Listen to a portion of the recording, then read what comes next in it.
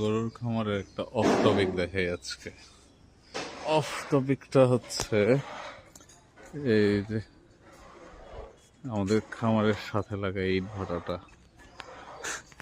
এখন যে কি বলবো এটা সম্পর্কে আসলে বলার ভাষা নেই, কারণ এত বেশি এটা থেকে ধোঁয়া, এবং এই যে এই ধোঁয়াটা কিন্তু উড়ে হচ্ছে যে আমাদের শেড বরাবর আসে, এই যে দেখতে পাচ্ছেন। এবং যত মানে এত বেশি চোখ জ্বলে এই ধোঁয়ার কারণে। এই ভাটার আমি যতদূর জানি এই ভাটার মানে সম্ভবত কোনো পরিবেশগত লাইসেন্সও নাই, কিছু না। কিন্তু এই ভাটার কারণে এই যে আমার এখানে যেমন প্রায় 60-70টা আম গাছ আছে এবং বিভিন্ন ধরনের গাছ আছে, ফলের গাছ আছে। আমার এখানে কোনো ফল হয় না, কারণ কি এই ধোঁয়ার টক্সিসিটির কারণে আমার ফল হয় না। এই যে আমরা গাছে যে পাতা ঝরে শেষ,